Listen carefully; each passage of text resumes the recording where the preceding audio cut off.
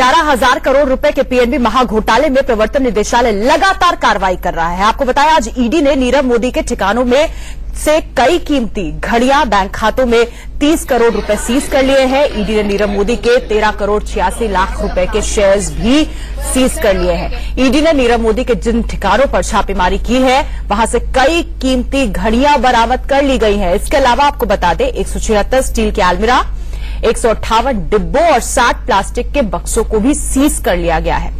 इससे पहले गुरुवार को ईडी ने नीरव और उनकी कंपनियों की 9 आलीशान कारों को भी जब्त कर लिया था। उन कारों में करीब 6 करोड़ रुपए की रोल्स रॉयस कार भी शामिल है।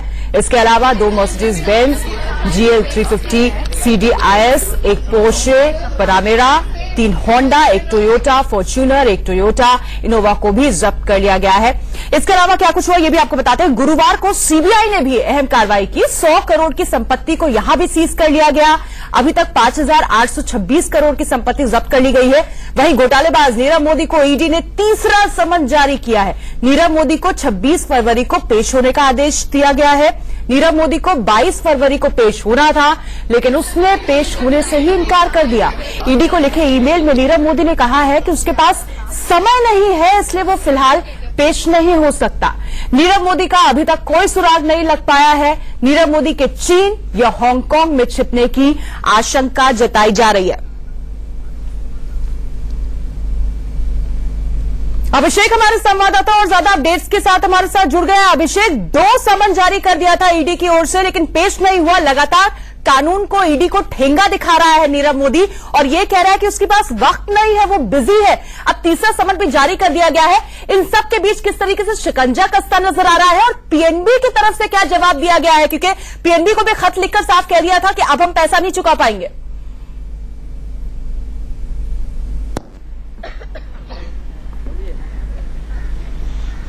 बिल्कुल, देखिए जाहिर सी बात है कि वह पीएनबी और तमाम जो बैंकों हैं उनको तमाम सब साफ तो कह चुका है कि वह किसी भी सूरत में पैसा नहीं दे सकता है। और यह साफ है कि इसलिए दर्शाता है कि वह काम जो जिस तरह से लगातार कर रहा था कि देश से भागने का पूरा पहले से उसका प्लान कर लिया था, इसीलिए वह पैसा लेकर भाग चुका है और इसे देश छोड़कर भाग चुका है। लेकिन इसमें बता दूं आपको कि मैं एक बड़ी खबर कि यहाँ मैं पीछे जो देख रही हैं यहाँ पे 1-2 नहीं, सैकड़ों की संख्या में मेहुल चौकसी के कर्मचारी हैं और जो यहाँ पे काम किया करते थे जिस तरह से यहाँ पर, और ये इनके लिए गेट बंद कर दिया गया है, बेघर हो चुके हैं। इनके पास जो बेरोजगार हो चुके हैं, इनके पास ना अब रोजगार है ना नौकरी है। ये लोग परेशान हैं। सुबह जब आए यहाँ पे तो मालूम पड़ा कि इनके लिए गेट बंद हो चुका है, इनको निकाल दिया गया है और यह अब करे तो क्या करे, सबसे बड़ी मुसीबत है। इसलिए मुंबई के मेडिसी इलाके में जो कंपनी मेहुल चौकसी का, यहाँ पर वो लोग विरोध प्रदर्शन कर रहे हैं, हंगामा कर रहे हैं और यहाँ पर अपनी हक की बात कर रहे हैं। किसी भी सूरत में इनका हक मिलना चाहिए। सीधे हम जानते भी लोगों से कितने साल से काम कर रहे हैं आप लोग, क्या हक चाहिए आपको? मैं सौ नम्रता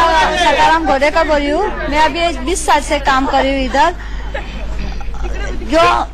जो 20 साल से काम कर रही हूँ, लेकिन हमको ऐसा पता नहीं चल रहा था कि क्या हो रहा है। एकदम अचानक ऐसा हो गया, हमको एकदम धक्का, एकदम अचानक बेरोजगार हो गए आप लोग। बेरोजगार क्या कहेंगे कि आप यहाँ पे बात हुई कि आप लोग को गेट बंद कर दिया गया अचानक? सर 1 तारीख से बंद कर दिया गया, हम लोग को आने का नहीं। इधर बोलते तुम लोग हिसाब कुछ नहीं दे रहे हैं, ये लोग बोलते हैं रिजाइन दे के जाओ, ऐसे बात कर रहे मैनेजमेंट हमारे यहाँ पे। कुछ 2 महीने पहले हमारे कंपनी से कुछ मशीनरी वो भी ले गए, कुछ बताने का नहीं किसी को, कुछ ऐसे बात कर रहे हमारा मैनेजमेंट यहाँ पे। यानी पहले से आप लोगों का अंदेशा था कि कंपनी बंद करने वाला, ऐसा कभी लगा था आप लोगों को पहले से? जी नहीं, पहले से कभी था ऐसा लगा था?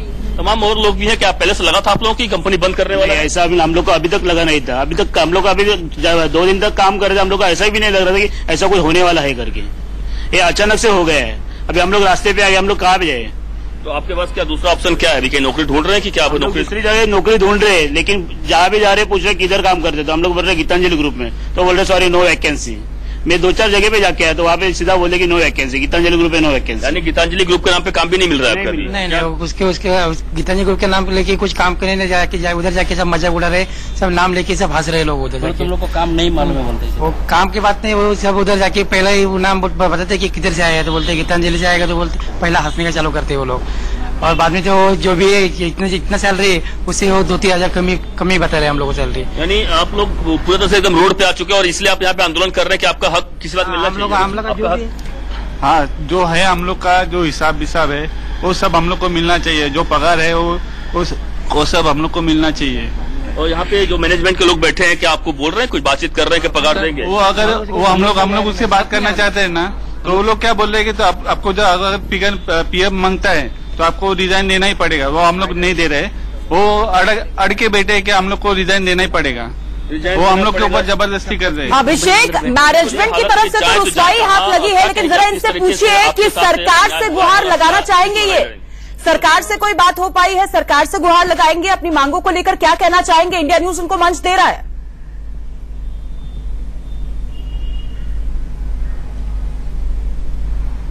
बिल्कुल सही कहा। इंडिया न्यूज आपको एक मंच दे रहा है। सरकार से कुछ गुहार लगाना चाहेंगे आप लोग? इंडिया न्यूज सरकार इस वक्त देख रही है, आप कुछ कहेंगे सरकार से कि इस पूरे मामले में सरकार हस्तक्षेप करे और आप लोगों का पैसा दिलवाए? सरकार हस्तक्षेप करना चाहे ना। अभी इतना दिन हो गया टीवी पे सब लोग देख रहे हैं, लेकिन ना कोई महाराष्ट्र गवर्नमेंट आगे आ रहा है, महाराष्ट्र गवर्नमेंट कुछ पॉलिटिशियन लीडर आगे आ रहे हैं, ना कुछ नरेंद्र मोदी जी आगे कुछ उसके बारे में कुछ बात करना चाह रहे हैं। तो हम लोग चाहते हैं कि नरेंद्र मोदी खुद इसमें इंटरेस्ट ले और उससे बात करे और हम लोग वर्कर का हक हमको दिलाए।